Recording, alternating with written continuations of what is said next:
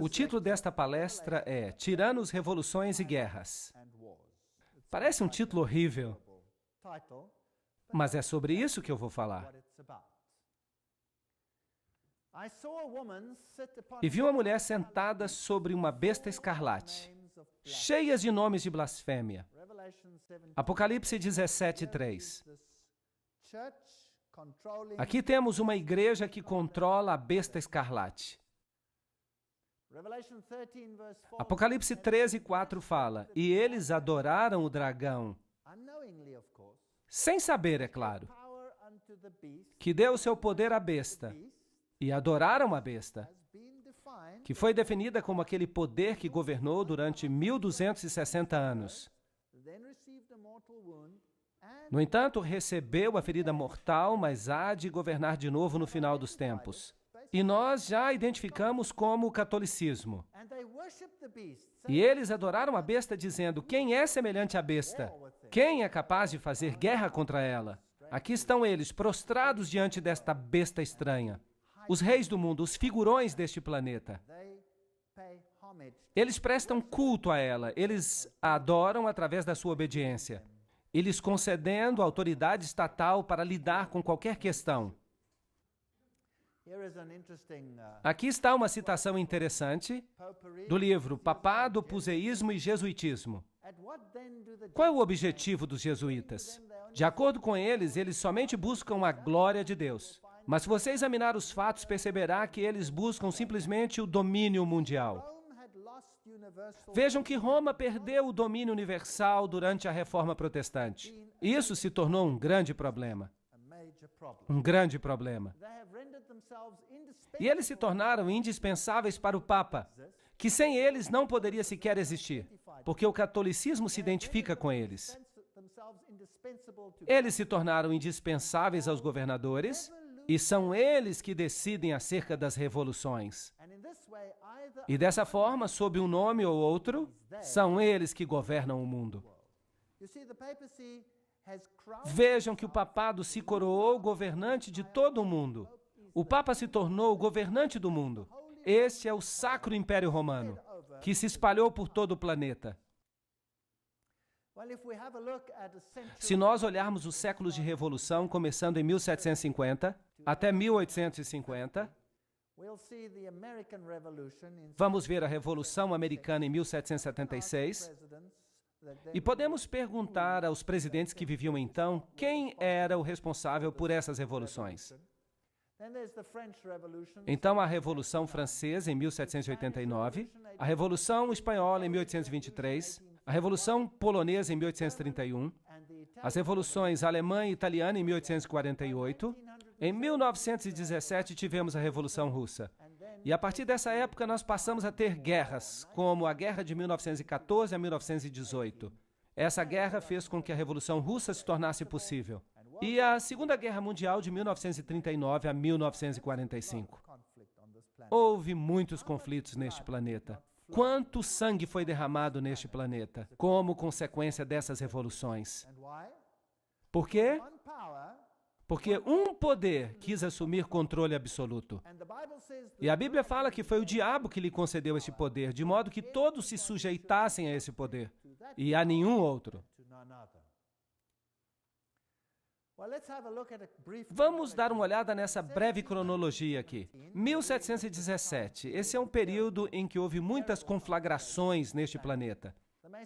A grande loja maçônica da Inglaterra foi fundada. A Inglaterra era um espinho na carne porque ela era uma nação protestante. Então, os maçons se estabeleceram ali para se infiltrar na Inglaterra. Em 1721, a primeira loja maçônica foi fundada na França. Em 1731, Benjamin Franklin foi iniciado como maçom. Em 1738, a Igreja Católica Romana condena a maçonaria. Agora, isto foi uma jogada brilhante. É isso que se chama pensamento dialético. Você cria uma organização, você se volta contra ela, os seus membros internos pertencem à organização, mas as pessoas que estão de fora, elas percebem que você se distanciou da organização e por isso nada que ela faz é culpa sua. Percebe a inteligência nisso? Mas vejam que todas as lojas maçônicas continuaram no Vaticano e todos os cardeais continuaram seus membros.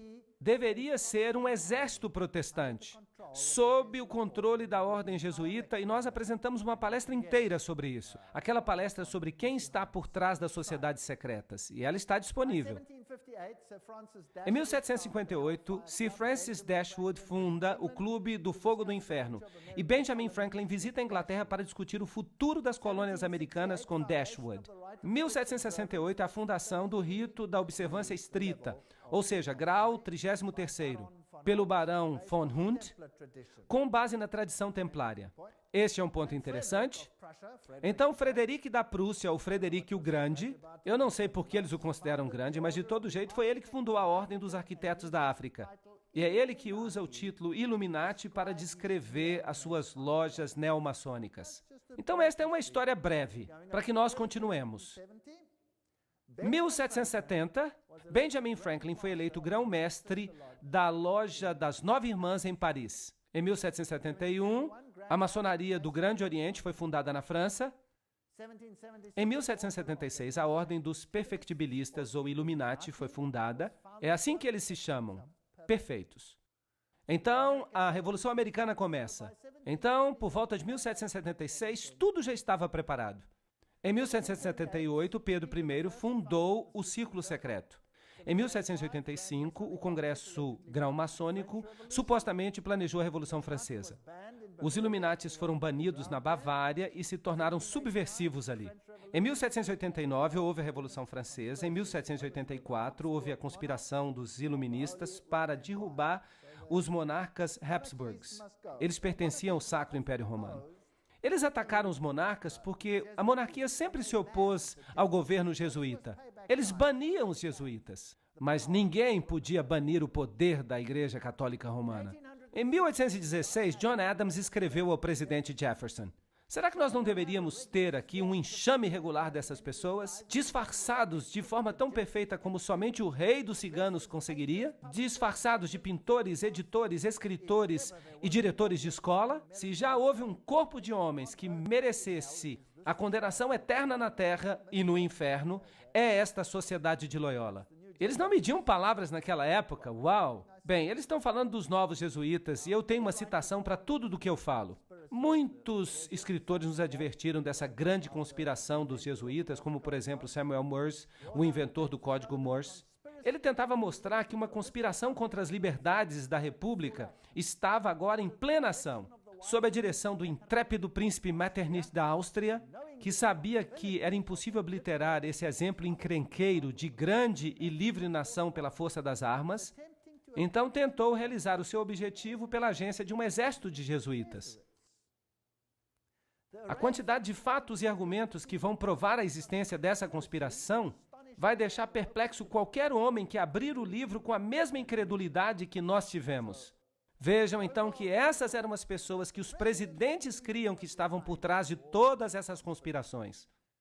O próprio presidente Abraham Lincoln disse: os protestantes, tanto do norte quanto do sul, certamente se uniriam para exterminar os sacerdotes e os jesuítas. Se eles soubessem que os sacerdotes, as freiras e os monges que diariamente chegam até as nossas praias com o pretexto de pregar a sua religião, nada mais são do que emissários do Papa e de Napoleão III. Ele também era um maçom.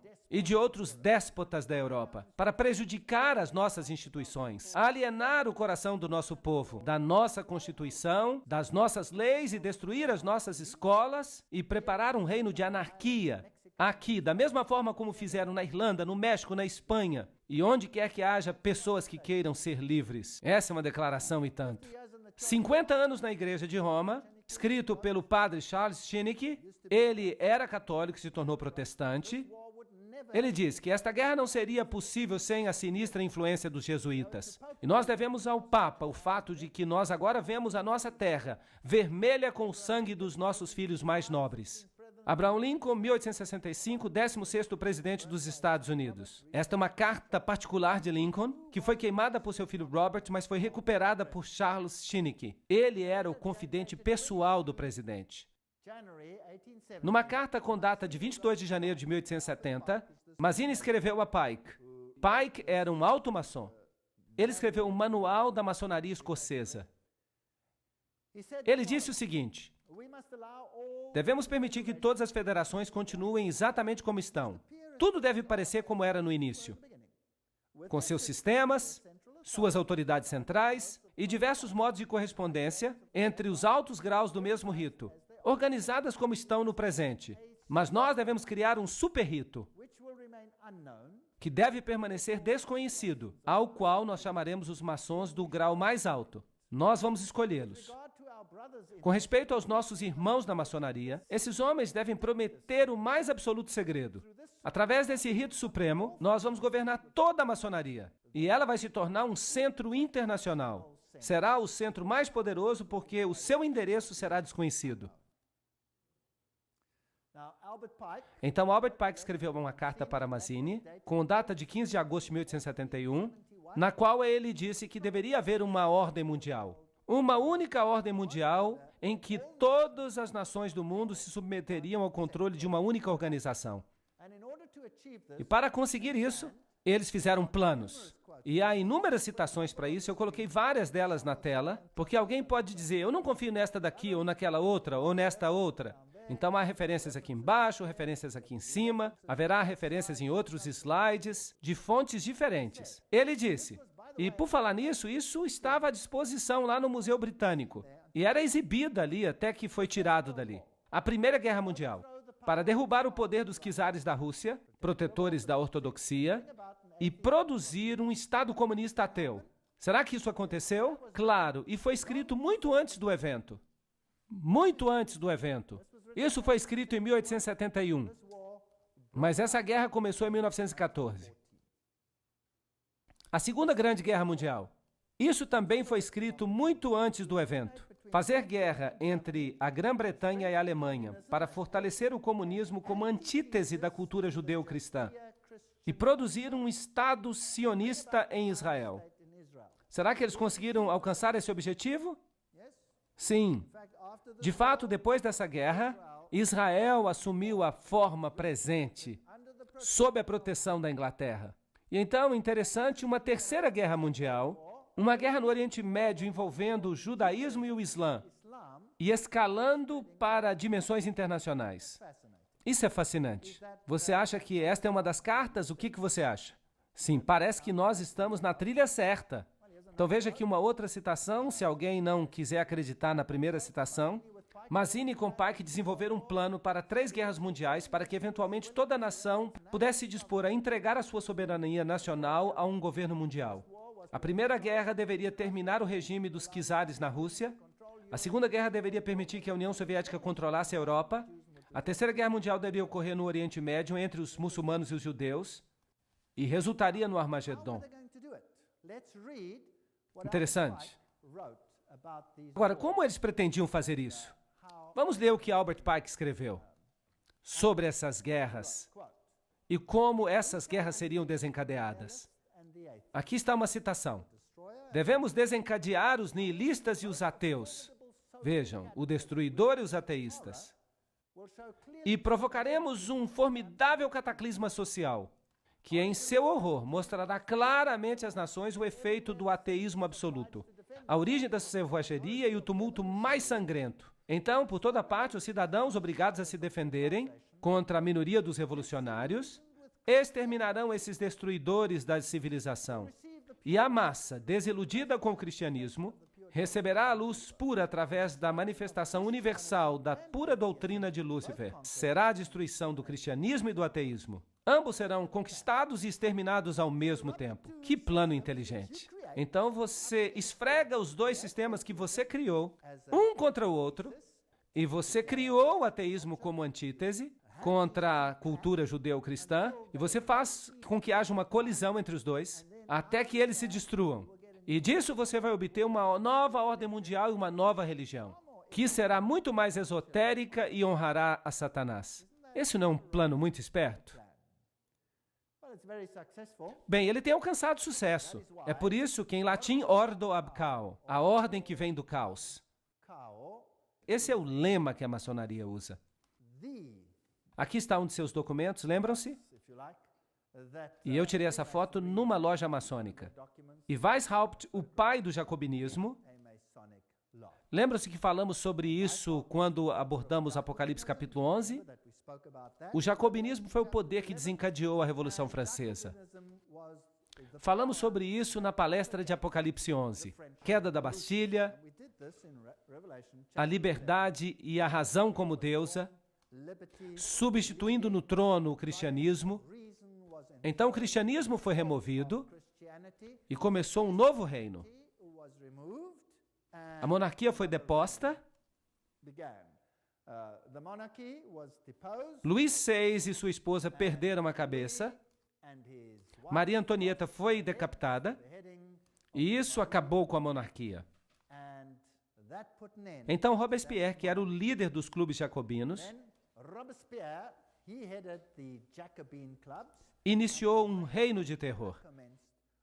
E o derramamento de sangue, a sua violência, não tem rivais no que nós já vimos antes. E Voltaire foi o principal filósofo da Revolução Francesa. E vocês podem procurar em qualquer enciclopédia britânica. Essa enciclopédia vai lhe dizer quem era Voltaire. O que ele era? Jesuíta. Eles vão dizer que ele era um jesuíta renegado, que deixou a Igreja Católica Romana para escrever contra ela. Não, não, não. Ele estava simplesmente desempenhando o seu papel com perfeição, porque eles estavam estabelecendo uma antítese.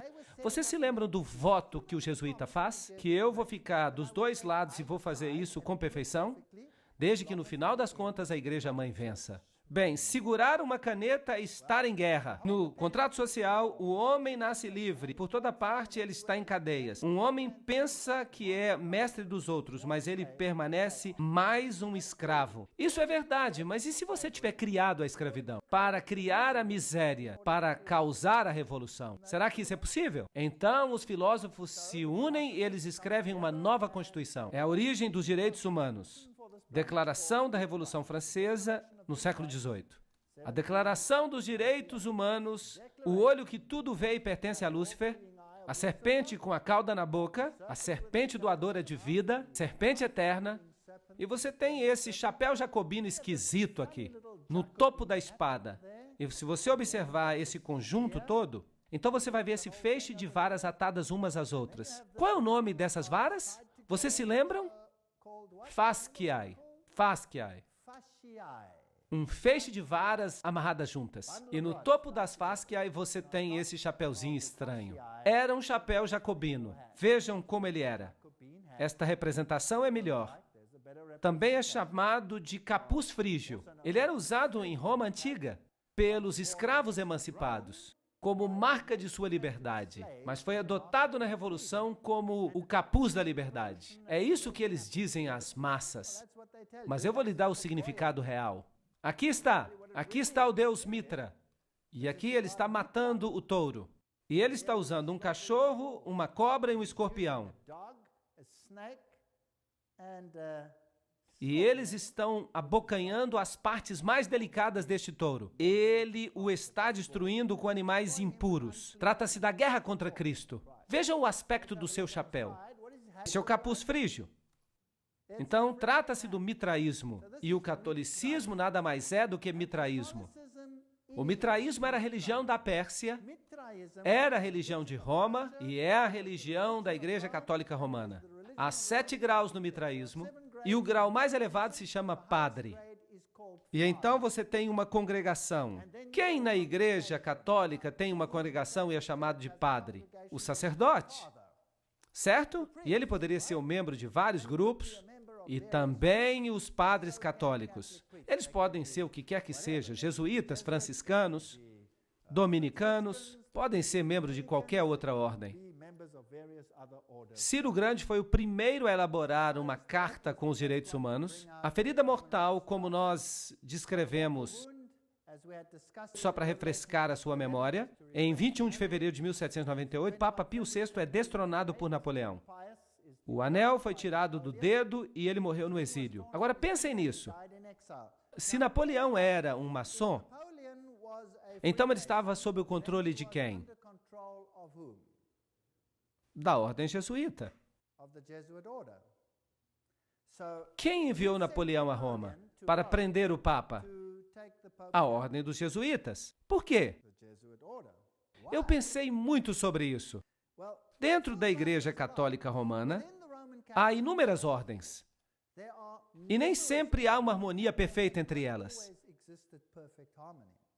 De fato, a ordem dos jesuítas gradualmente assumiu o controle das outras ordens. Os cavaleiros de Malta não cederam facilmente. Foi difícil submeter-se aos jesuítas. E os dominicanos, eles batiam cabeça contra os jesuítas. De fato, o Papa tirou a Inquisição dos jesuítas e a entregou aos dominicanos. E isso criou enorme tensão. E na Revolução Francesa foi a ordem dominicana que foi destruída, não os jesuítas. Eles continuavam no controle da situação. Então havia algumas questões dentro da própria igreja, e eles tinham que ser resolvidos para obter todo o controle da situação. E de fato, no Concílio de Trento, muitos católicos se levantaram e falaram: a palavra, e somente a palavra. Não pensem que tudo que já aconteceu na Igreja Católica foi sempre contra a palavra. Não.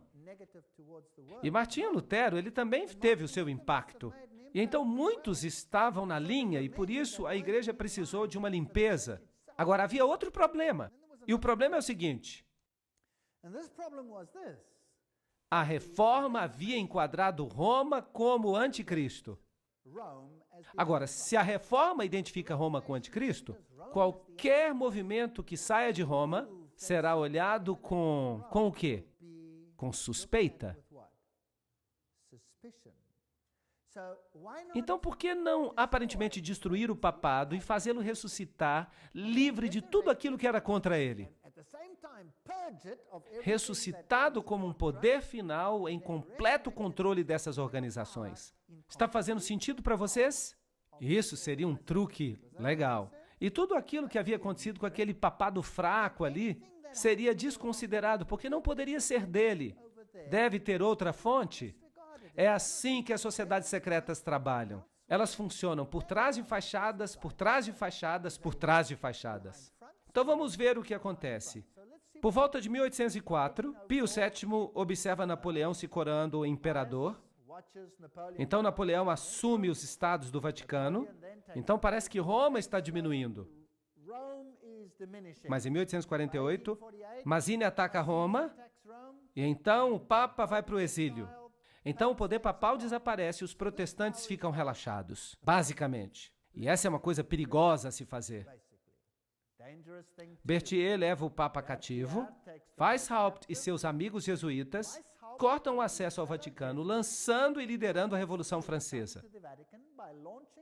Ao dirigirem a conquista de Napoleão da Europa Católica e, eventualmente, fazendo com que Napoleão colocasse o Papa Pio VII na cadeia em Avignon, até que ele concordasse, como preço da sua libertação, a restabelecer a ordem jesuíta. Os jesuítas haviam sido banidos mesmo na Igreja Católica. Imaginem isso! E eles se tornaram subversivos.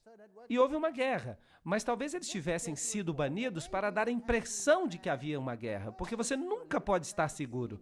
Porque essas pessoas mentem muito. Eu estou falando da história, do que aconteceu. Essa guerra jesuíta contra o Vaticano foi terminada pelo Congresso de Viena e pelo Tratado de Verona, um tratado secreto de 1822. Vejam que isso é uma citação, eu só estou usando citações, eu não estou inventando nada. Depois que o Papa Pio foi liberto da prisão de Napoleão, ele formalmente restaurou a ordem jesuíta com uma bula papal. A bula é a declaração mais forte que o Papa pode fazer. Em 1814, e o Papa acrescentou, nessa bula, se qualquer pessoa tentar de novo abolir a Sociedade de Jesus, ele incorrerá na indignação do Deus Altíssimo e dos santos apóstolos Pedro e Paulo. Talvez isso tenha sido uma artimanha, um jogo, talvez tenha sido real. Não importa, nós nunca vamos saber a verdade, até que a cortina seja removida um dia.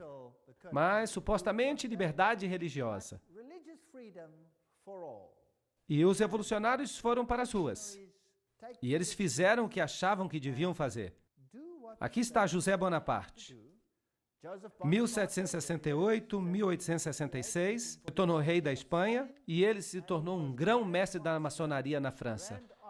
Vejam que aqui você tem todas as conexões maçônicas e isso aqui foi tirado de um livro maçom. São todas fontes maçônicas. E Napoleão era ele mesmo um alto maçom. Estava agora travando guerra em toda a Europa, estava exterminando as monarquias, e então ele entrou em guerra contra a Inglaterra. Agora, quem é que estava no controle da Inglaterra nesse momento? Os maçons. Então nós tivemos a Batalha de Waterloo. E aqui estão os generais. Os generais que lutaram dos dois lados. Michel Ney e von Kraut. Estes estavam do lado de Napoleão. Este era um alto maçom, este era um alto maçom e Napoleão era maçom. Do outro lado, o general Blücher. E quem sabe falar alemão vão se lembrar de um provérbio alemão que significa que o general Blücher foi aquele que deu mais trabalho para Napoleão. Ele era um alto maçom. G. von Scharnhorst também era maçom. Eram todos maçons. E essa guerra, será que ela era de fato uma guerra? Ou era uma guerra de mentirinha? E quem foram aqueles que orquestraram a Primeira Guerra Mundial? Kaiser Guilherme I, o que ele está usando? Ele está usando o avental de maçom. Ele era um maçom, era isso que ele era. E aqui está o Kaiser Frederico o Grande. Vocês estão vendo que ele também está vestido como maçom? E você pode encontrar essas figuras nos livros de maçonaria. Eles se orgulham de que esses reis todos eram maçons. Então, todas essas guerras foram planejadas por maçons. E quem é que governava os maçons? Os jesuítas? Vamos agora dar uma olhada nos Estados Unidos. Aqui está o Capitólio, esse grande prédio. Aqui está a pedra fundamental do prédio, construído maçonicamente em 17 de setembro de 1932. Porque naquela época, os Estados Unidos já eram governados por maçons. Claro que o povo comum não sabe disso, as instituições continuam as mesmas, mas estão sendo infiltradas. Se você observar a arquitetura, a águia, o simbolismo, o que você tem aqui é a adoração ao sol. Este é o mapa da cidade de Washington. Este é um simbolismo maçônico. Você tem aqui um bode de cabeça para baixo no mapa da cidade. Aqui você tem o compasso. E tudo funciona em blocos de 13. Por exemplo, o templo maçônico fica na rua 13. Todo o mapa da cidade de Washington é organizado de forma maçônica, dedicado a Lúcifer. Claro que os habitantes não sabem disso. A Casa Branca é construída com esta tremenda estela por perto, a altura da qual é 555 pés, não 666, porque este número pertence a uma hierarquia superior em Roma, mas temos 555.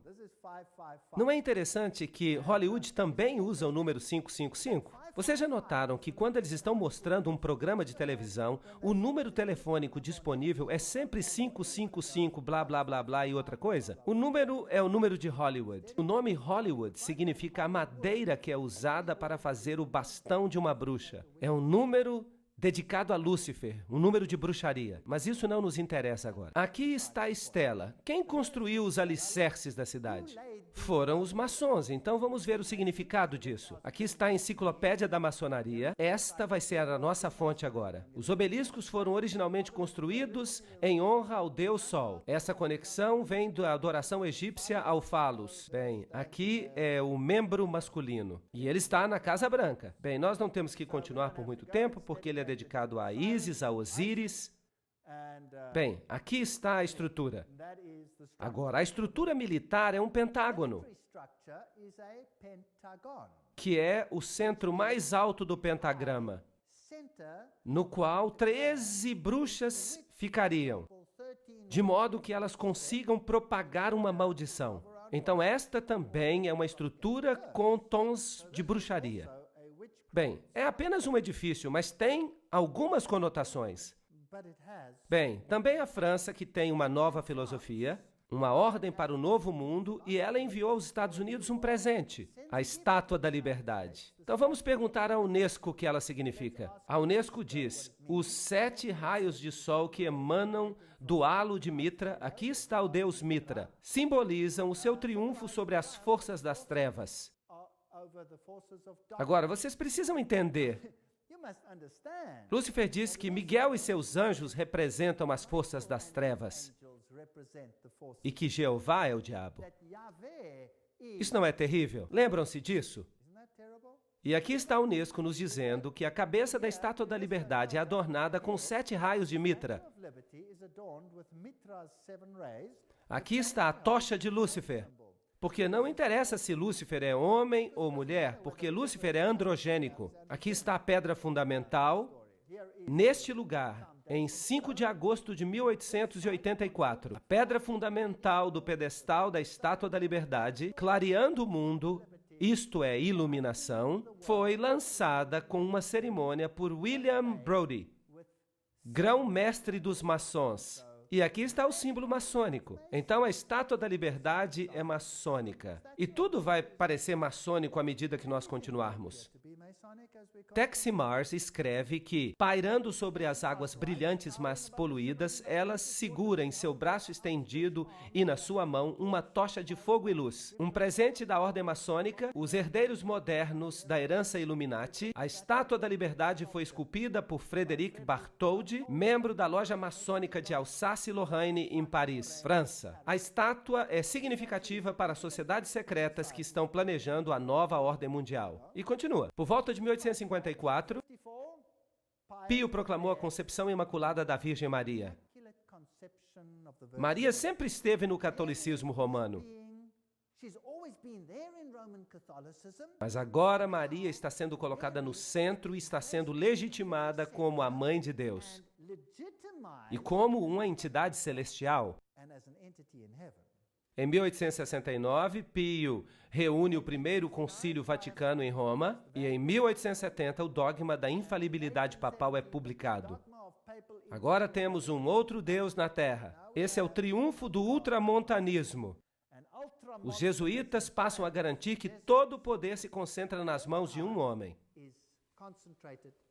O que acontece então? Em 1917, a Revolução Russa. E você tem então uma mensagem de Fátima. Há uma ligação com o Islã aqui. Na próxima palestra vamos falar exatamente disso. A Rússia se converterá. O Santo Padre consagrará a Rússia a mim. Então houve uma visão do inferno. E então há uma visão de que o presente Papa sofrerá um ataque na tentativa de assassiná-lo.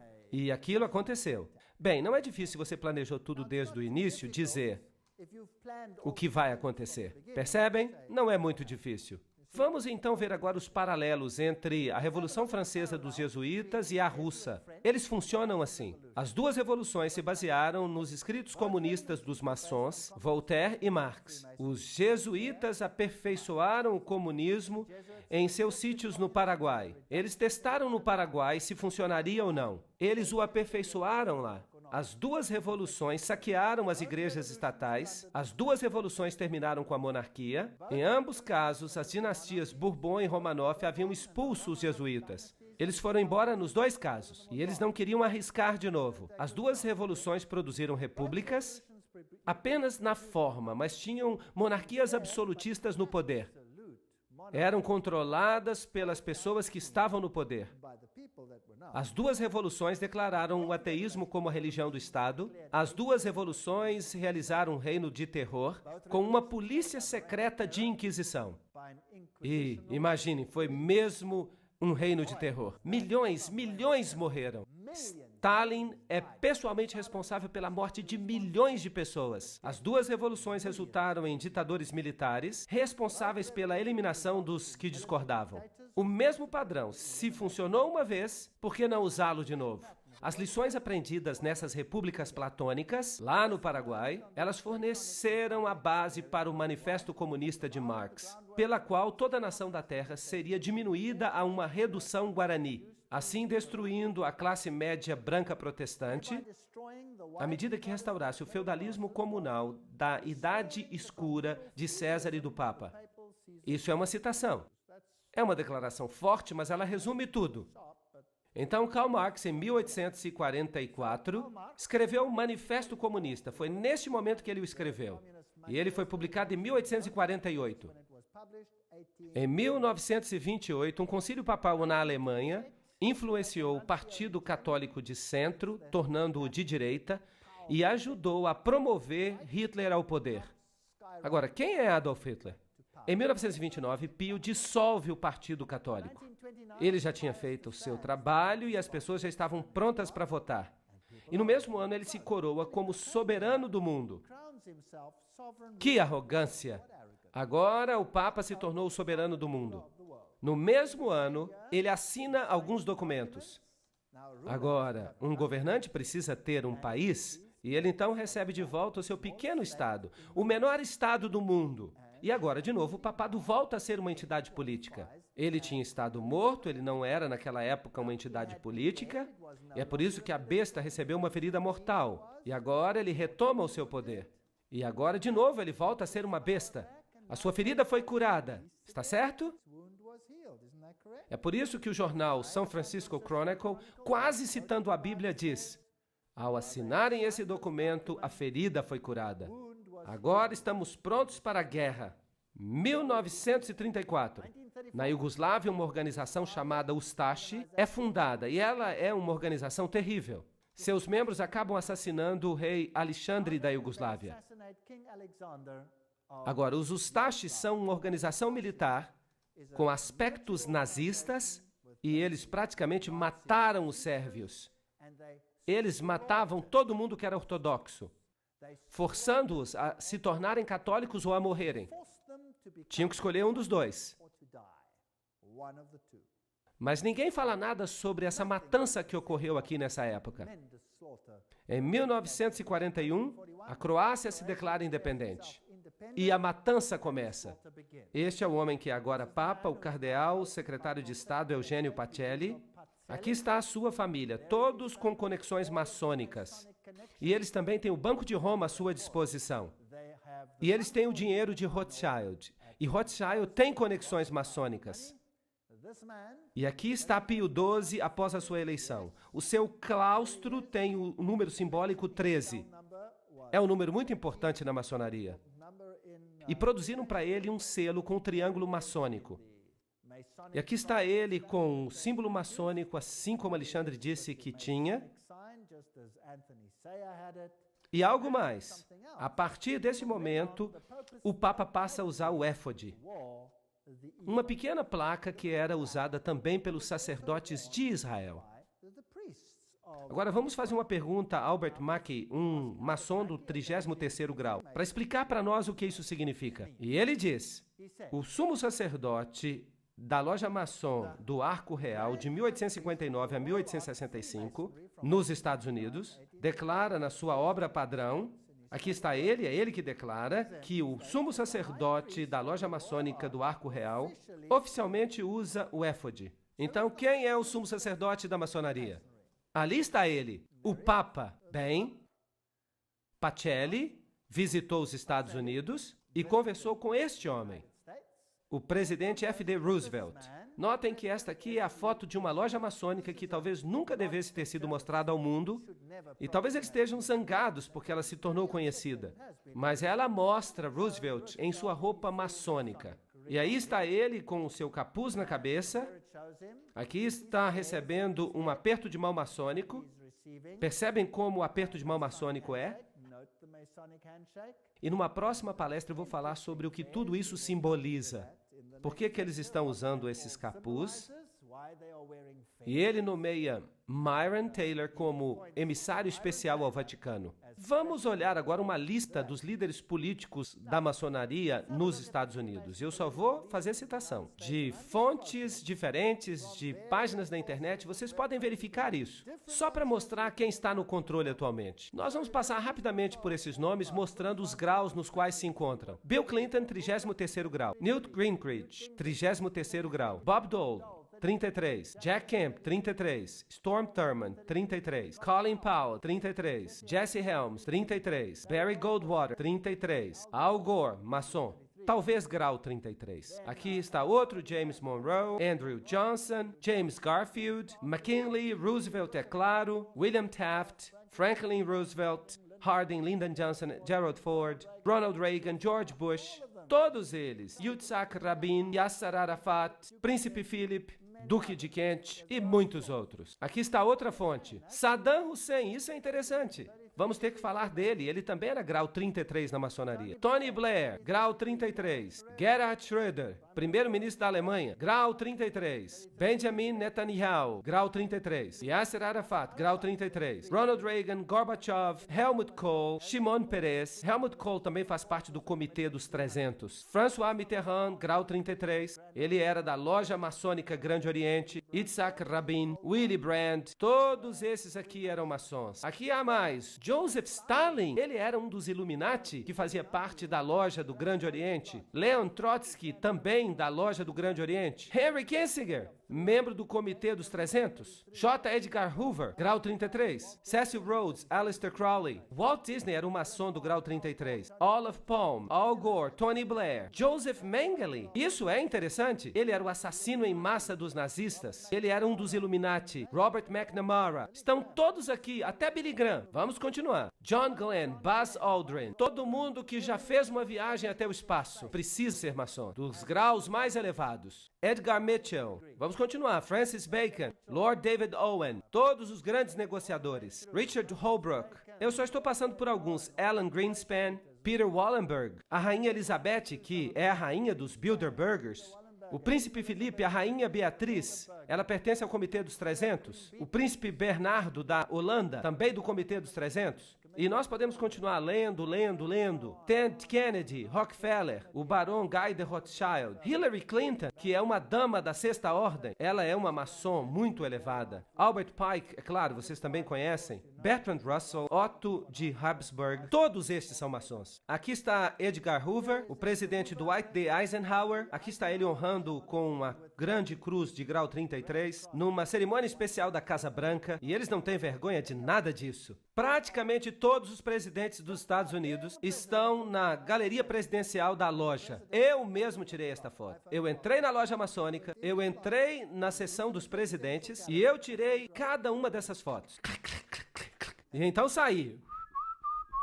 Eu não fiz isso. De qualquer forma, eles estão todos ali. São todos maçons. Se você olhar o dólar americano, coisas muito interessantes aconteceram na época de Roosevelt. Há este símbolo no dólar, há aquele outro símbolo no dólar.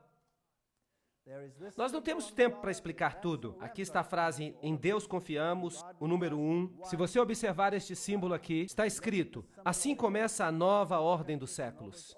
Agora, se você intercalar o hexagrama, então você vai ter ASNOM, que é um anagrama da palavra maçom. Se você olhar do outro lado, você vai perceber alguns objetos e então se aponta para... E então está escrito ARLTO, abreviatura de Arlington. Há muitas coisas sobre as quais eu poderia falar, muitas coisas interessantes. Se você observar o número 1, se você observar essa pequena meia-lua, há uma estrutura aqui. Será que você consegue ver? É um microponto. Você tem que olhar com uma lupa e você vai perceber uma pequena coruja na lua. E ao redor nós temos uma teia de aranha. Há muito simbolismo aqui. Agora, se você observar as moedas antigas, vai perceber que as antigas divindades eram associadas à coruja. E quando nós fizemos uma visita àquele bosque na Boêmia, o que eles adoravam lá? A grande coruja da Boêmia.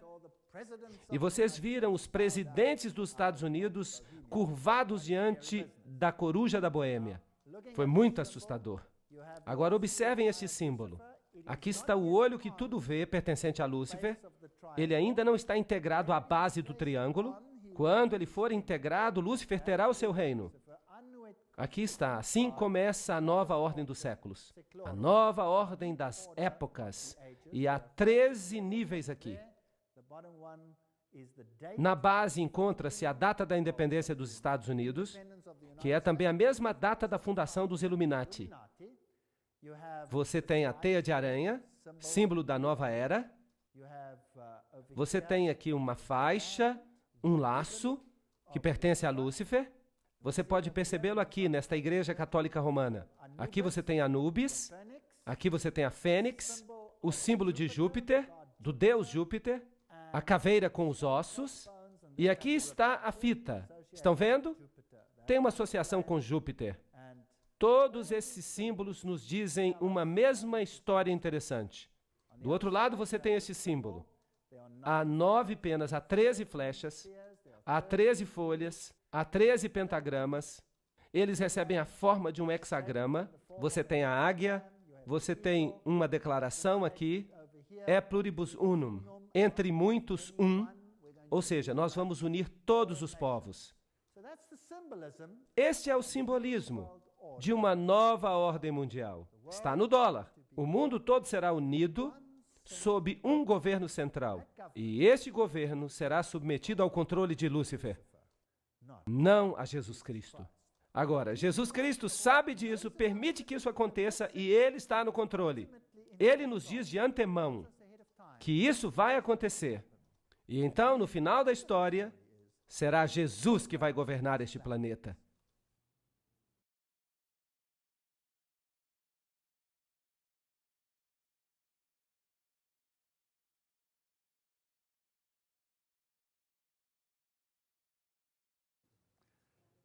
Na sessão anterior, estávamos vendo o simbolismo na nota de dólar. E vimos todos esses símbolos. Tudo é maçônico. E esses símbolos apareceram na nota do dólar depois da época de Roosevelt. Apocalipse 13:11. E eu vi outra besta vindo da terra, e ela tinha 2 chifres como de um cordeiro, e ela falava como um dragão. Vamos tratar desta profecia em detalhes, em uma outra palestra. E ela exercita toda a autoridade da primeira besta, e nós vamos descobrir que se trata do catolicismo romano, e faz com que a terra e seus habitantes adorem a primeira besta, cuja ferida mortal foi curada. Aqui temos um aliado protestante que vai reforçar as ordens católicas. Mas eu vou falar sobre isso em outra palestra, que se intitula Duas Bestas que Ficaram Amigas. Até a arquitetura é interessante. Aqui está a Basílica de São Pedro, aqui está o prédio do Capitólio. A arquitetura é idêntica. Claro que o prédio foi planejado, o prédio americano, pelos maçons. E quem é que controla os maçons? A ordem dos jesuítas. Agora vamos observar um pouco o simbolismo aqui. Vamos ver umas questões interessantes. Agora estamos prontos para a Segunda Guerra Mundial. E aqueles países que vão desempenhar os papéis mais importantes são os aliados. Este homem aqui, Winston Churchill, e ele era o quê? Maçom do grau 33. Nós já vimos o presidente Roosevelt na sua roupa de maçom. Ele era maçom do grau 32 ou 33. E aqui temos Stalin. Claro que ele era membro da loja do Grande Oriente. Isso significa que ele era maçom de grau 33. Todos do mesmo lado. Trecho de um relatório do embaixador Harriman em Moscou ao Departamento de Estado no dia 30 de junho de 1944. Stalin pagou tributo à assistência oferecida pelos Estados Unidos à indústria soviética antes e durante a guerra.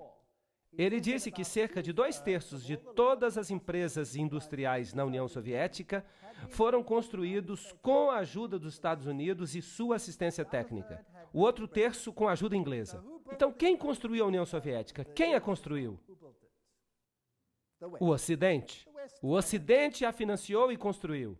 Aqui você vê Winston Churchill na sua loja maçônica druida, com todos os seus amigos druidas ao seu redor. Bem, eu estou falando de fatos reais, eu não estou fazendo conjecturas. Você se lembra de Pearl Harbor? Felizmente, os 50 anos da declaração de segredo já passou, e agora sabemos como fato, porque isso já foi revelado, que os americanos sabiam que Pearl Harbor ia ser atacado, não é verdade? E eles decidiram que eles não fariam nada a respeito. Por quê? Porque eles precisavam de um incidente para iniciar a guerra.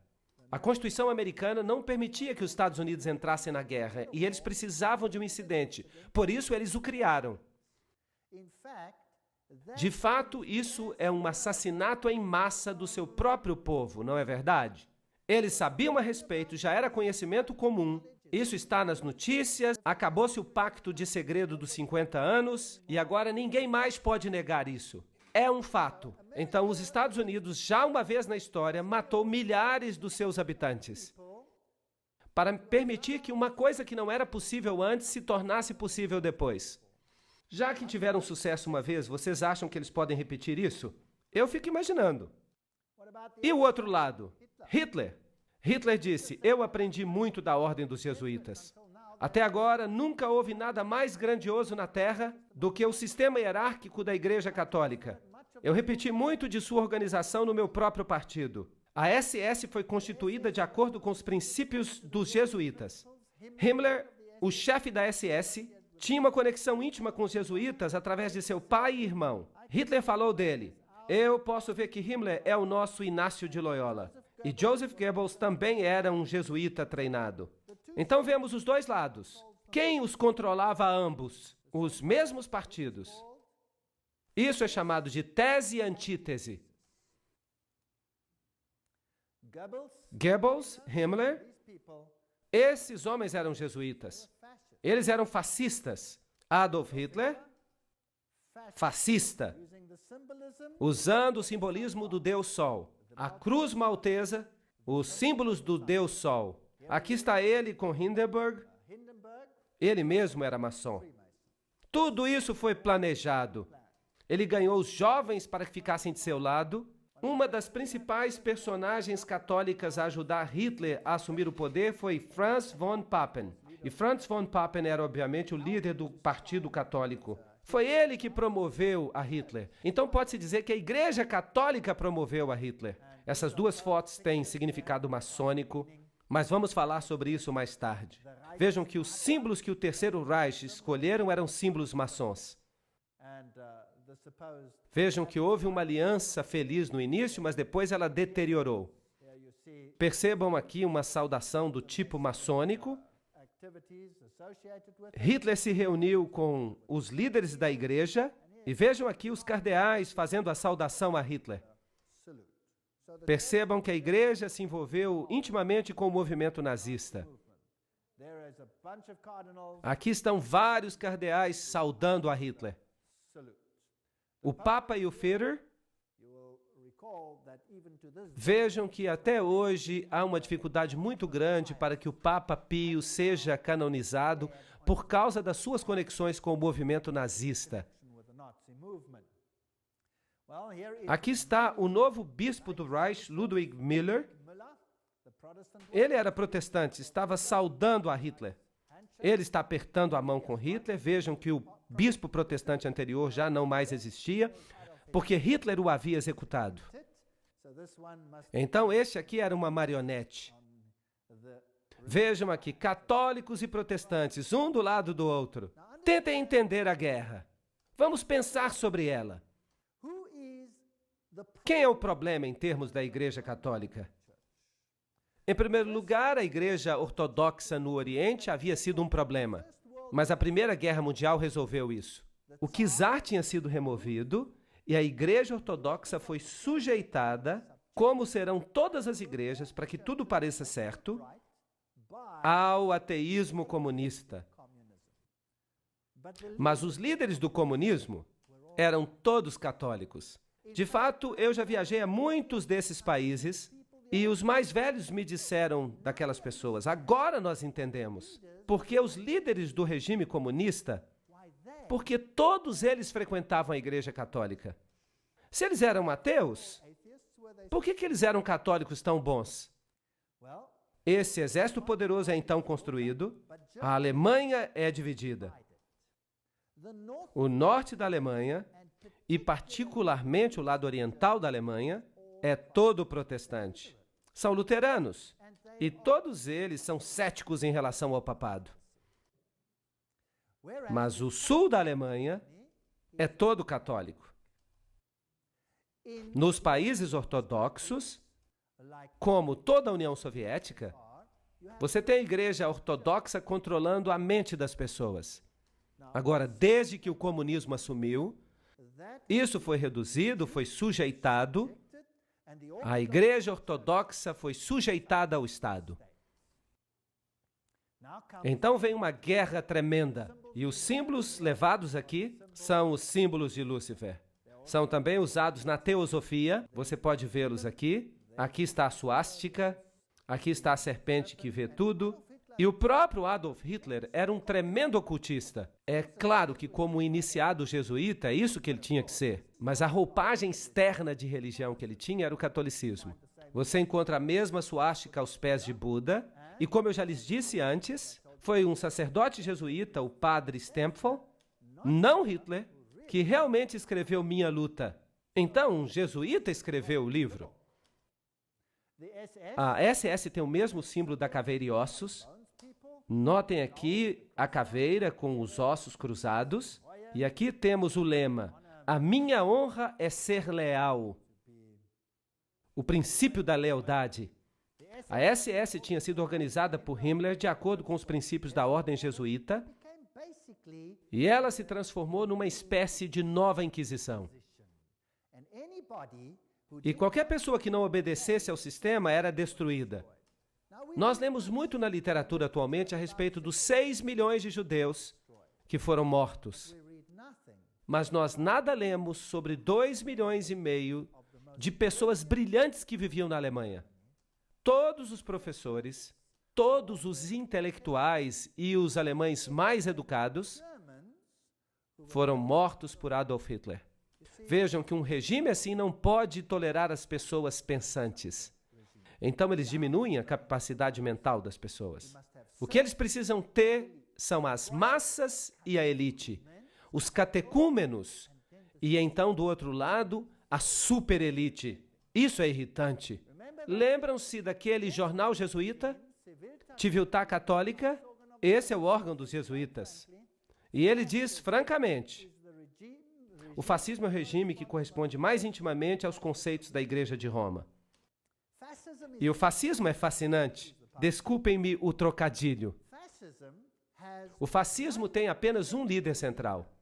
Vejam, o Papa, eventualmente, um líder central. Um líder central e controle absoluto sobre as pessoas, e ainda assim as pessoas acreditam que são livres, porque essas pessoas obtêm tudo o que pedem. E vejam que, diferentemente do comunismo, as pessoas têm direito à propriedade, mas esse direito é um direito qualificado. E eu vou explicar isso numa próxima palestra. Aqui estão as fáscias, lembram-se delas, um feixe de varas, sempre acompanhadas por um machado que simboliza o poder sobre a vida e a morte, carregadas pelos oficiais romanos como símbolo de autoridade. Sob a República, o cônsul ou pretor, quando ele começava uma expedição, ele fazia os seus votos no Monte Capitolino. É onde o Vaticano se encontra hoje. Isso é muito simbólico. Ele era aclamado imperator, em outras palavras, um líder, por suas tropas. Ele decorava suas fáscias com flores de louro e, na sua volta, ele depositava garlândias sobre o Monte Capitolino. Tudo leva a Roma. É uma história fascinante. Onde você encontra as fáscias, você deve saber que Roma está por trás delas. As fáscias podem ter esta forma, ou então o machado pode estar no meio, ou pode ser uma lança, como foi na Revolução Francesa. Tudo isso aqui é fáscia. Onde as fáscias podem ser encontradas? Em 1888, a campanha do futuro presidente Grover Cleveland, Benjamin Harrison o derrotou, mas Cleveland foi reeleito para um mandato não consecutivo em 1892. Aqui está a águia em pé sobre 2 fáscias. Conseguem ver? Fascismo oculto nos Estados Unidos. Vocês sabiam que os Estados Unidos deveriam estar tão longe do fascismo quanto o Ocidente é do Oriente? Bem. Não é fascinante que, se você olhar o Capitol e você for bem alto lá no edifício, você vai perceber, aqui temos fáscia. Então, eventualmente, os Estados Unidos vão se tornar um país fascista. Ninguém creria nisso. Há 50 anos, há 500 anos, há 10 anos, talvez até mesmo há 5 anos. Mas hoje, o que vocês acham? Será que nós estamos vendo hoje um controle absoluto sobre os indivíduos, assim como acontecia na época da SS? Será que uma nova lei vai aparecer para proteger as pessoas em relação ao Estado? Sim ou não? Vocês já ouviram falar da lei dos patriotas? Muitas leis interessantes vão aparecer. Que tipo de governo é esse? Interessante? Aí está. Vocês sabiam que a fáscia por trás do pódio da Assembleia Legislativa em Washington, D.C.? Nós temos uma espécie de machado de ouro. Sim, o machado das fáscias. Parece que eles sempre souberam isso. Só estão esperando uma oportunidade. Aqui temos moedas romanas antigas com as fáscias. Aqui estão as fáscias atrás de uma moeda de 10 centavos. Nos Estados Unidos, com a chama ali. Fáscias também no dólar americano. Aqui temos a insígnia da Guarda Nacional, ela tem fásquias, há fásquias na Estátua da Liberdade. Vamos ler o que Anthony Sutton, lembram-se desse homem? Ele escreveu sobre caveiras e ossos e ele foi educado nas universidades de Londres. Ele era um pesquisador da instituição Hoover, era um homem importante. Vamos ver o que ele tem a dizer. Como a ordem cria guerra e revolução. Nós falamos sobre caveira e ossos. Eles são os Illuminati e eles são os jesuítas. Eles trabalham por trás dos bastidores. A história operacional da ordem só pode ser compreendida dentro do panorama do processo dialético hegeliano. Hegel foi o homem importante que disse que sempre precisamos criar dois opostos, a tese e a antítese. Ele disse, esfregue um no outro, não importa quantas pessoas morram nesse processo. Então você vai conseguir o que você realmente queria. Desse axioma se segue que o conflito controlado pode criar uma história predeterminada. Por exemplo, quando a Comissão Trilateral discute a administração de conflito, nós já lemos esta citação antes, então vamos pulá-la. A síntese, ou seja, a aproximação, buscada pelo estabelecimento, é chamada de nova ordem mundial. Sem administração de conflito, essa nova ordem mundial nunca vai existir. As ações individuais e aleatórias na sociedade jamais levariam a essa síntese, porque elas são artificiais, portanto, elas precisam ser criadas. Você escuta sobre uma guerra aqui, outra guerra acolá, você escuta falando de revoluções. As revoluções precisam ser financiadas, mas ninguém fala sobre quem financia as revoluções. Quem é que financia as revoluções? Quem as administra? Então você tem os nazistas contra a União Soviética, você tem a Coreia do Norte, o Vietnã do Norte, um monte de gente contra os Estados Unidos, e esses conflitos, eles produziram lucros e empurraram o mundo cada vez mais perto para um único governo mundial. E não é lógico que seja isso que Satanás queira. Ele quer um governo único mundial. Na filosofia de Hegel, o conflito da direita política e a esquerda política, ou tese e antítese nas expressões de Hegel, é essencial para avançar o movimento da história e produzir a própria mudança histórica. Vocês já notaram que todas as nações do mundo têm um partido de direita e um partido de esquerda? Já ouviram falar disso? E no seu país também há, senão não haveria razão para nós votarmos. Há sempre dois. Agora vamos dar uma olhada como isso funciona. O presidente Woodrow Wilson fez esta declaração. É um presidente falando. Alguns dos homens mais importantes dos Estados Unidos, nas áreas do comércio e da manufatura, eles sabem que há um poder tão organizado, tão sutil, tão completo, tão onipresente que seria melhor eles não falarem sobre ele em voz alta, quando eles tentam condená-lo. Ahá! Aqui está o poder que controla todas as coisas. Karl Marx, no Capital, ele propõe que o capitalismo seja a tese e o comunismo seja a antítese. Por isso, há jesuítas que defendem o capitalismo e há jesuítas que defendem o comunismo. O conflito de opostos deve, no sistema hegeliano, produzir uma sociedade que não seja nem capitalista nem comunista. Isso é síntese. Além do mais, no esquema hegeliano de eventos, esta nova síntese refletirá o conceito do Estado como Deus. E o indivíduo será totalmente subordinado a esse Estado poderoso.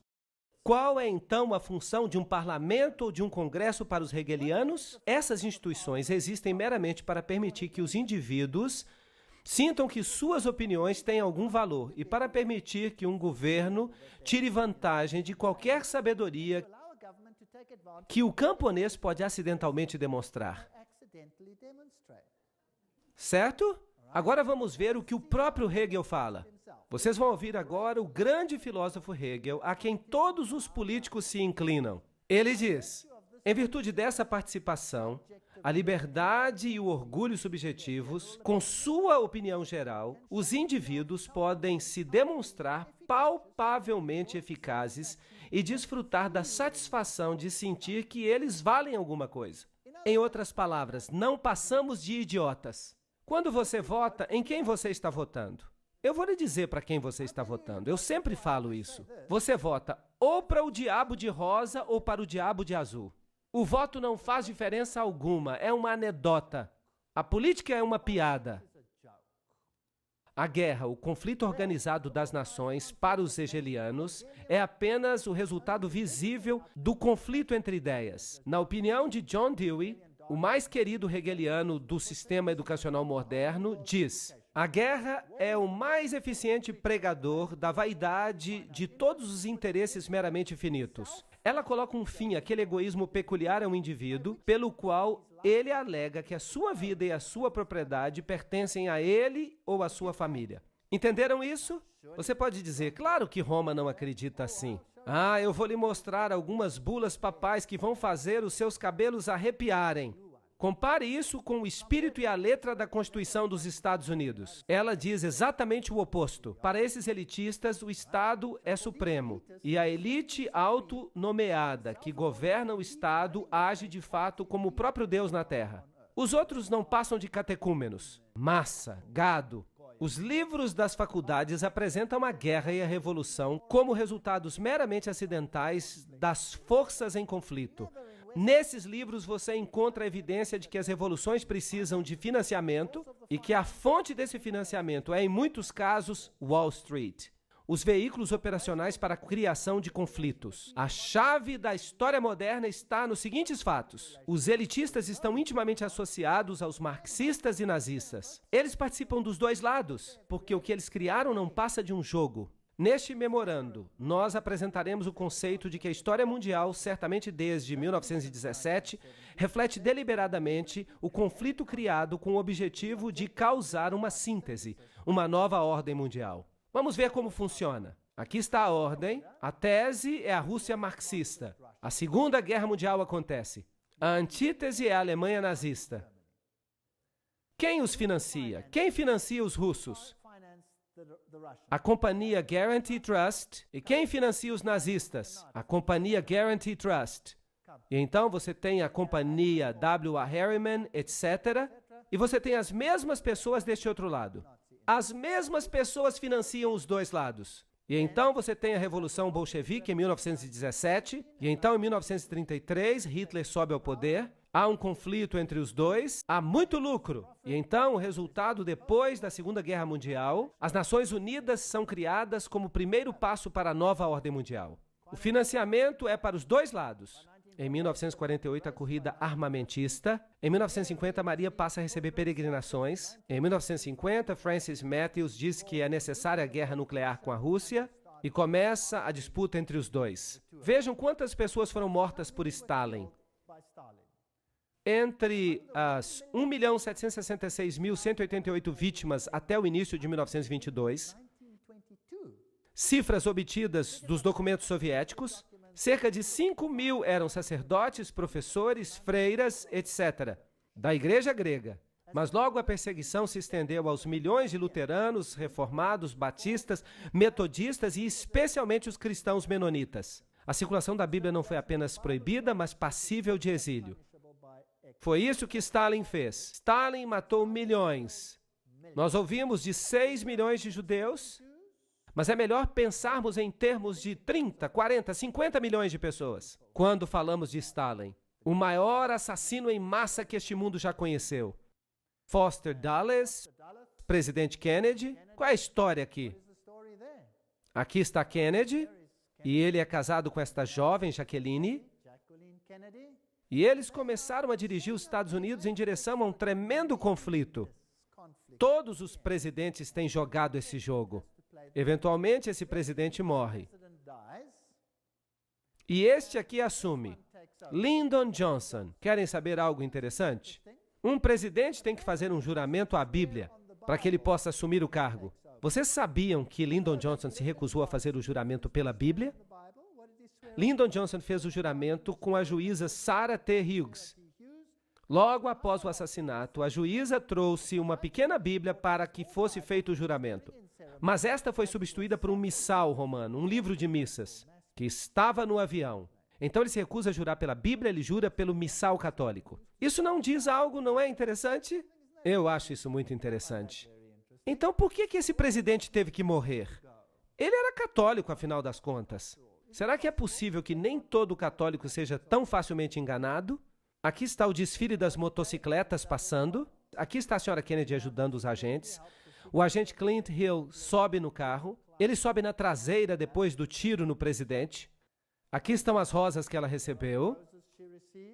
Muito interessante. Aqui está Dallas. 22 de novembro de 1963.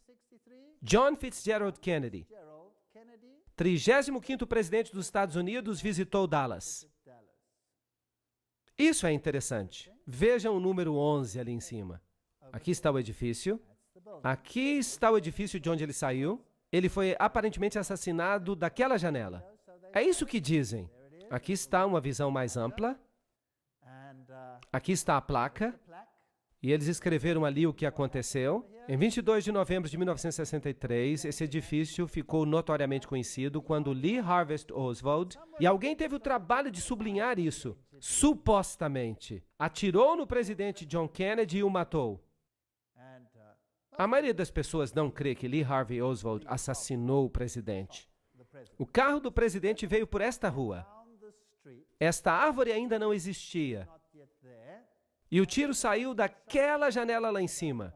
E o assassinato aconteceu mais ou menos no lugar onde eu estou em pé para tirar esta foto. Note que quando o carro veio aqui, ele estava deste lado da estrada. E imaginem centenas de pessoas em pé de cada lado da rua. E aqui há uma pequena elevação e você pode avançar um pouco mais nela. Você vai chegar até uma cerca. E se você olhar dessa cerca, você vai ver a rua aqui. E aparentemente, quando os tiros foram disparados, cerca de 100 pessoas, inclusive a polícia, eles não correram na direção do edifício, eles correram para essa elevação na direção da cerca. Então, por que eles correram para frente do presidente e não para trás do presidente? Aparentemente, se diz que Lee Harvey Oswald deu tiro por trás e ele foi o único a dar tiros. Ele deu um tiro por trás e o atingiu aqui. Seria um tiro maravilhoso, por falar nisso. Só há um problema. A cabeça do presidente não foi para frente, ela foi para trás. E ele então o atingiu na garganta. E havia uma pequena entrada na frente e uma saída enorme por trás. E eu pergunto, o tiro chegou pela frente ou por trás? Pela frente? Não apenas isso. Houve tiros também de outros lugares.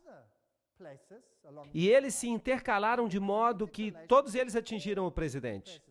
Há evidências que até mesmo o motorista, que era canhoto, se virou e deu um tiro no presidente com um revólver também. Ele foi acertado inúmeras vezes. Das testemunhas que correram na direção da cerca, cerca de 100 deles, quase todos eles, exceto por uma ou duas mulheres que foram ridicularizadas, foram também assassinados.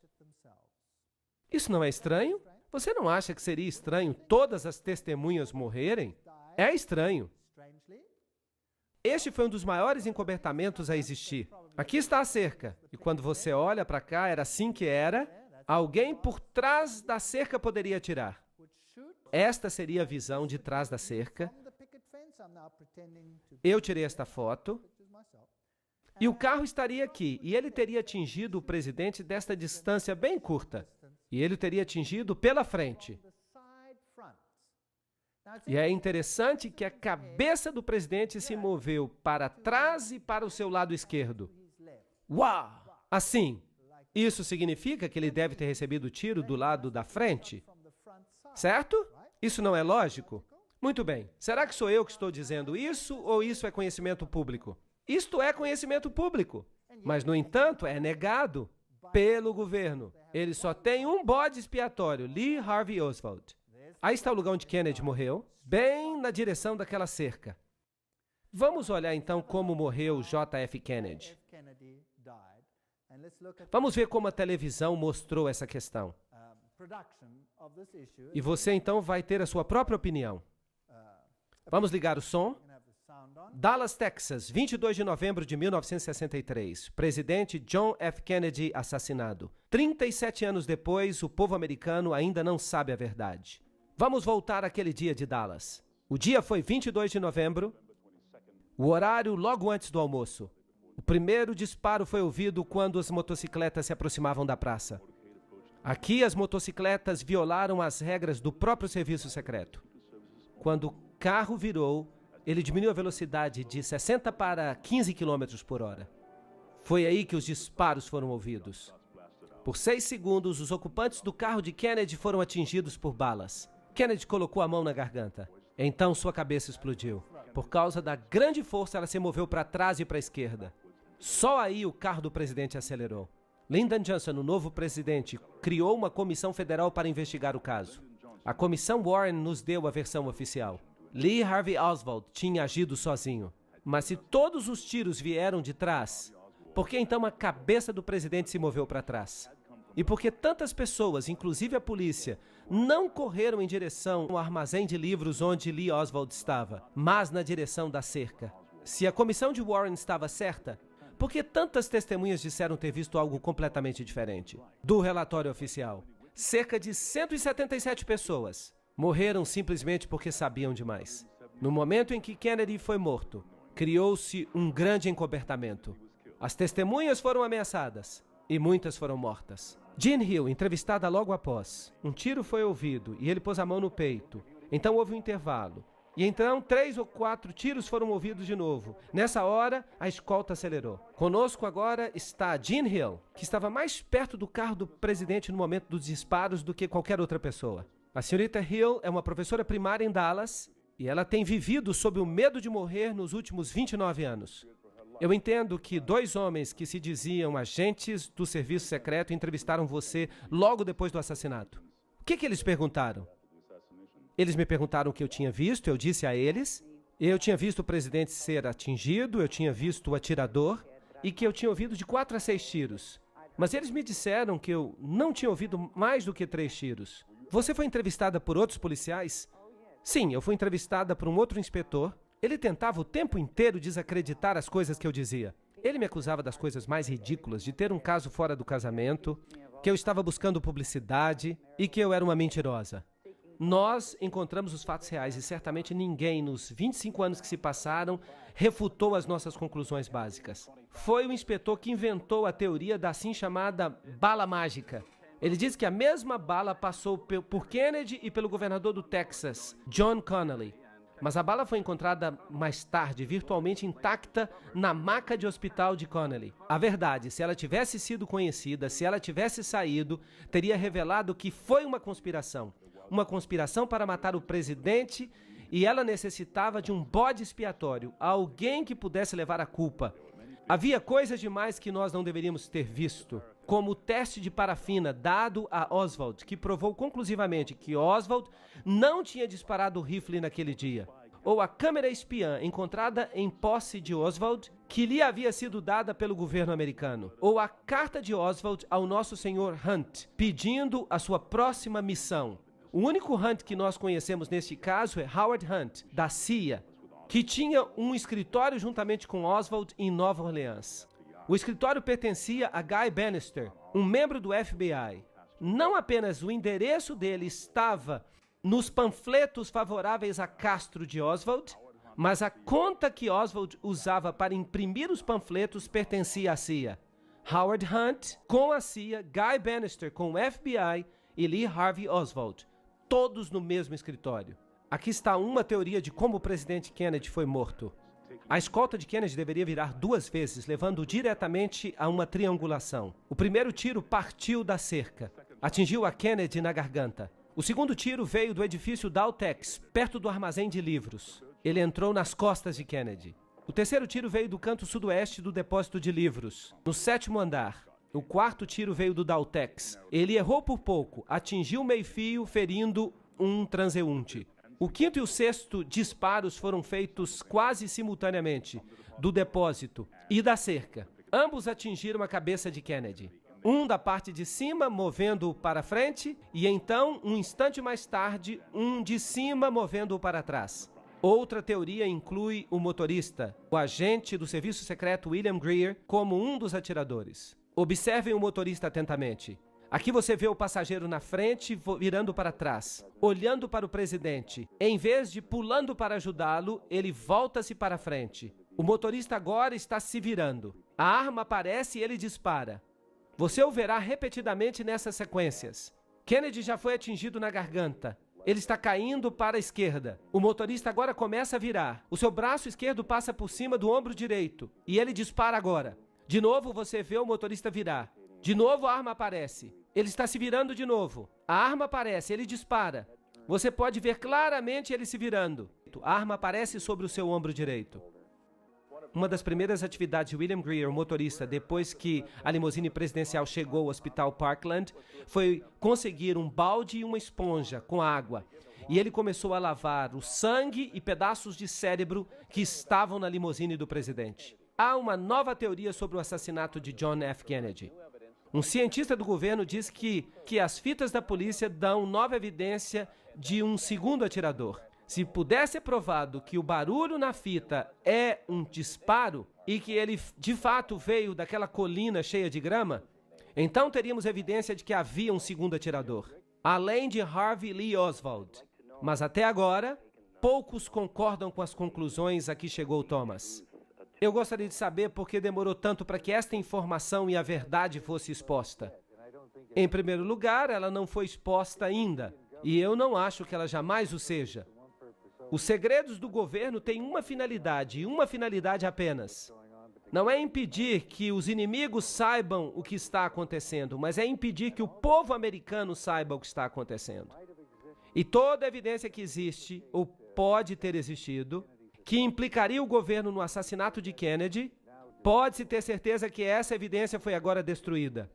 Então, mesmo que mostremos tudo agora, as chances de resolver o assassinato de Kennedy e atribuir a culpa a um partido suspeito é quase impossível. Por que alguém mataria um presidente dos Estados Unidos tão popular? Kennedy estava alterando o status quo. Ele sabia que ele não podia mais confiar na CIA. Ele estava transferindo as operações secretas diretamente para os chefes de Estado. Logo depois disso, ele despediu Alan Dulles, que tinha sido diretor da CIA desde 1953. Kennedy continuava a fazer inimigos, embora evitasse confrontações. Ele até ordenou que as tropas americanas saíssem do Vietnã. Bem, vocês perceberam o motorista se virando, se vocês conseguiram. É difícil de ver. Você viu a cabeça virando para cima. Você deve ter visto tudo isso. O livro Assassinos do Vaticano diz que depois do fracasso da invasão da Baía dos Porcos, o presidente Kennedy mudou. Por causa da traição do Conselho de Jesuítas com respeito às relações estrangeiras na pessoa de McGeorge Bundy, ele procurou quebrar a CIA em milhares de pedaços. Agora, a CIA é o serviço secreto. Para que quebrar isso? Então ele exigiu a volta da moeda americana até o padrão de ouro. Isso era um grande problema. Isso pararia o tesouro americano. E uma outra coisa que ele disse, eu vou separar a igreja do Estado. Eu acho que isso foi um grande engano. Um engano aos olhos dos jesuítas. Lembrem-se que Loyola disse, finalmente vamos ganhar uma engenhosa ascendência sobre princesas, nobres e os magistrados de todos os lugares, para que eles estejam dispostos a nosso comando de sacrificarem até mesmo suas relações mais íntimas, seus amigos mais próximos, quando dissermos que é para o nosso interesse e vantagem. Isso é fascinante. Nós sabemos que Jacqueline Kennedy cresceu num convento jesuíta. Mas vamos deixar assim. Um dos principais escritores dos discursos de Nixon durante 3 anos inteiros foi o padre jesuíta, reverendo John McLaughlin. Ele escrevia os discursos de Nixon por um salário de $32 mil por ano.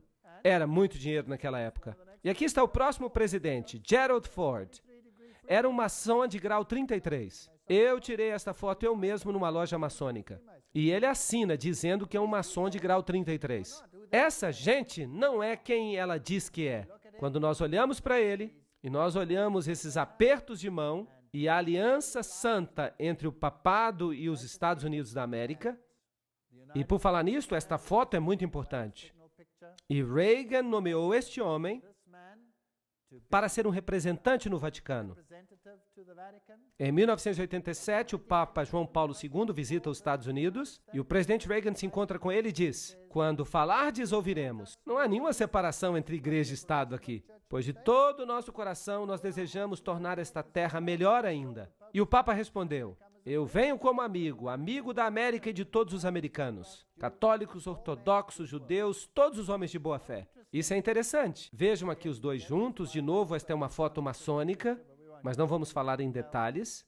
Esta também é outra foto maçônica, mas não vamos entrar nos detalhes. Como é que eles planejavam as viagens deles? Vamos perguntar a eles. Aqui está Ronald Reagan, planejando a sua visita ao presidente da Rússia. Gorbachev propôs uma reunião em Reykjavik, na Islândia. Washington concordou. Os astrólogos escolheram a data e o tempo da partida e às 9h45 de 9 de outubro, Reagan viajou para Reykjavik. Uau! Ele está agora agindo como Nabucodonosor. Vamos chamar os astrólogos para que eles nos digam quando esta reunião deve ocorrer. Vocês sabem? O 11 é uma data muito importante. Os presidentes morrem nela, os edifícios caem nela. O meu Papa é João Paulo II. Confirmo para vós, como o Papa do meu segredo, o Papa sobre quem eu falo às crianças durante as aparições, o Papa do meu amor e da minha tristeza. É isso que Maria aparentemente disse às crianças, lá em Fátima. Este é o Papa do meu segredo. Significa que Maria havia predito que haveria uma tentativa de assassiná-lo. E os canais modernos, através do Padre Golbi, dizem que este é o Papa da promessa. Bem, Malachi Martin, no livro As Chaves deste Sangue, obra aprovada pelo Vaticano, escreve claramente a nova agenda, a agenda do céu, o grande plano de Deus para a nova ordem mundial já começou. E o Papa João Paulo entrará agora na arena, no final do jogo do milênio, como muito mais do que um mero gigante geopolítico da sua época. Ele era e continua sendo o confiante e sereno servo do grande plano. Eles estão usando linguagem maçônica. Ele vai ser o poderoso chefão, o líder. Todo esse derramamento de sangue, todas essas guerras, na Alemanha o que aconteceu? O que a guerra fez à Alemanha? A Segunda Guerra Mundial. O norte da Alemanha ficou devastado. Foi uma bola de fogo. E isso era ilegal em todas as convenções. Eles jogaram bombas de fogo no norte da Alemanha. Hamburgo foi destruída por uma bomba de fogo. Agora, as bombas de fogo não destroem apenas alvos militares. O que elas destroem? Elas queimam as pessoas vivas. Elas foram jogadas para destruir as pessoas. E então, na Alemanha Oriental, todo o conclave protestante foi separado e entregue à Rússia Soviética por 2 gerações. E foram obrigados a seguir o ateísmo. Hoje não há mais protestantes lá. O protestantismo foi destruído, a Igreja Ortodoxa foi subjugada, todos ficaram sujeitos a Roma. Milhões de sérvios morreram. Milhões. Houve uma matança nesses últimos séculos, como o mundo jamais viu antes. Por quê? Para obter total controle do mundo. Vejam o que Gerard Newkirk diz. Nas últimas 2 décadas, especialmente durante a administração de Reagan e os últimos 2 anos com George W., os Estados Unidos estão se parecendo menos com uma democracia e mais como uma criatura fascista altamente evoluída. Isso não é interessante? Eu não estou dizendo nada, eu só estou lendo. Esvaziados das idiosincrasias e dos defeitos de seus progenitores, os que praticavam isso. Esta forma de fascismo tem uma máquina de propaganda que é indubitavelmente a mais eficiente que o mundo já viu. Nós estamos num período de tempo interessante. E aqui nós vemos o George com o Papa, e aqui vemos o primeiro-ministro da Inglaterra com o Papa. Todos esses milhares de pontos de luz, eles são maçons do grau 33. Eles são membros das Caveiras e Ossos. São Illuminati. É um maçom de grau 33, com o Papa. Vamos ver agora esta fotografia. Aqui está o presidente George W. Bush, com o Papa, debaixo da fotografia de Inácio Loyola. Quem vai ser o grande líder espiritual da nova ordem mundial? Preste atenção nesta foto. O Papa sentado no altar de Corazim. Isso ocorreu quando ele visitou Jerusalém, Israel, recentemente. No fundo, nós vemos Cristo, com um livro aberto onde está escrito: amai os vossos inimigos, virei em breve. O que mais você vê? No trono, uma cruz de cabeça para baixo. Ali está o Papa de novo com uma cruz de cabeça para baixo. Símbolo da vitória de Lúcifer sobre Cristo. A situação é uma situação triste. Nós olhamos os ensinamentos do iluminismo, nós observamos os ensinamentos da ordem maçônica, das sociedades secretas, e nós vimos que Lúcifer é o Deus deles. São eles que dizem isso. E então, o que devemos fazer? Sair dela, povo meu, para que não participeis de seus pecados. Eu creio que nós estamos no limiar da história. Eu acredito que os eventos finais estão se desdobrando. E eu creio que nós não precisamos ter medo, porque Deus disse que Ele lhes daria a oportunidade para que eles se revelassem. A apostasia final contra Deus vai terminar na maior vitória que o universo já testemunhou. E logo, o reino da glória começará. Bem, se você pensa que nós estamos falando de um futuro distante, eu tenho uma notícia para você. Está às portas. Jesus está voltando. Obrigado.